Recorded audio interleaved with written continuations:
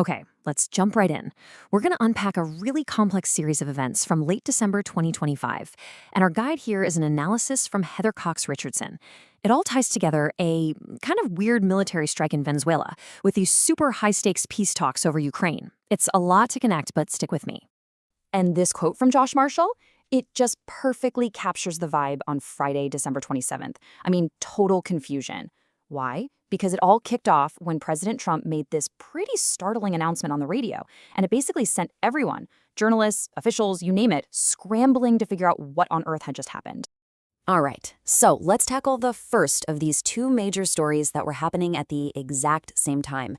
We've got this mysterious military strike, but here's the thing, it wasn't announced by the Pentagon.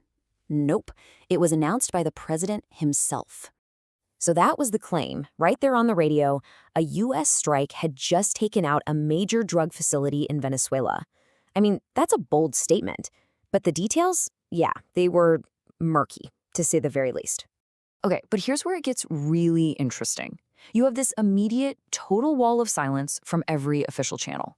We're talking the White House, the CIA, the Pentagon, crickets. Even the defense secretary, who you'd think would normally post about a successful strike on social media, said absolutely nothing. This complete lack of confirmation, that is highly, highly unusual. So naturally, journalists started digging. And what they found, as you can see here, just didn't seem to line up with the story. First, the New York Times points out, hey, wait a minute. Venezuela isn't really a major narcotics producer. They're more of a trafficking hub. Then, reports on wreckage from similar strikes found, well, marijuana, not cocaine. And to top it off, CNN uncovered a previous, totally unannounced CIA drone strike that hit a remote, empty port facility. Suddenly, the official story was really starting to fall apart. Okay, so let's shift gears a bit. We're going to move to the second major front and see how this all builds. Because while all that confusion over Venezuela was unfolding, something else was happening. These incredibly tense diplomatic talks were underway in Miami, all focused on trying to end the war in Ukraine. And wow, this slide just lays out the contrast perfectly, doesn't it? Look at the wildly different receptions for the two leaders at the very heart of this conflict. Back in August, Vladimir Putin gets the full red carpet treatment. But then, when Ukrainian President Zelensky arrives for these absolutely critical talks, he's met with, well, nothing. No U.S. officials, no ceremony. It was seen by pretty much everyone as a deliberate and very public snub. And if there was any doubt about the preference, it was made crystal clear by the president's own words. Right before his meeting with Zelensky, Trump announces that he'd just spent over 2 hours on the phone with Vladimir Putin. You know, the timing of that call and the public announcement, it sent a really powerful message about where the priorities were.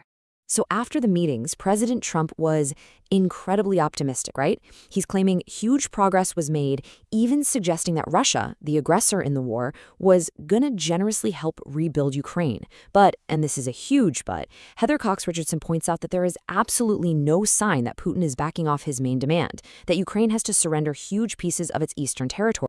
So you've got these two things happening at once, right? A super confusing, unconfirmed military strike, and this big diplomatic push that seems, well, heavily tilted in Russia's favor. So the question is, how on earth are these events connected? To really get what's happening in 2025, the analysis from Heather Cox Richardson tells us we have to go back, way back, almost a decade, to 2016. And boom, here's the link coming straight from the president himself.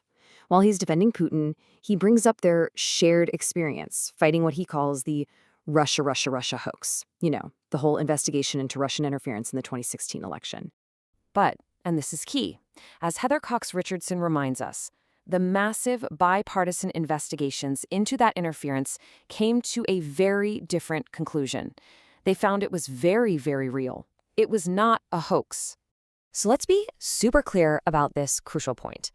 A Senate committee, chaired by a Republican, unanimously concluded that Russia aggressively interfered in the 2016 election. And a central figure in all of that was Trump's own campaign chair, Paul Manafort, whose deep ties to Russian intelligence were called, and I'm quoting here, a grave counterintelligence threat. Now, this interference wasn't just some abstract thing like social media ads. No, it involved a specific, very tangible strategy for Ukraine. It was a plan discussed between Manafort and Russian operatives that eventually became known as the Mariupol Plan. And here's the breakdown of how that original 2016 plan was supposed to work.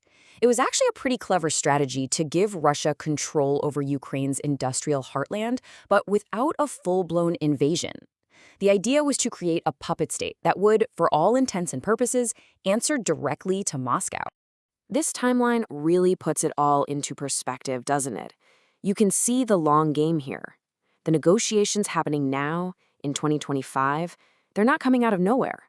They look like a direct echo of that backdoor plan that was cooked up almost a decade ago, all leading from that first invasion in 2014. Okay, so that brings us to the big question, right? Why?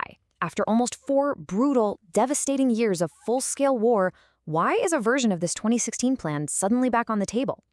Well, according to Cox Richardson's analysis, the answer really comes down to the motivations of both leaders right now.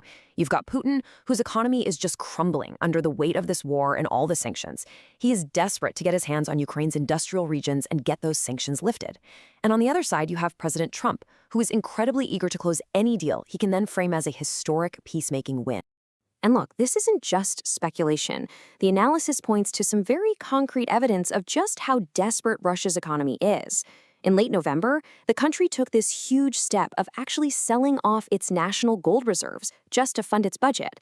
I mean, that is a massive red flag, a clear sign of severe financial trouble.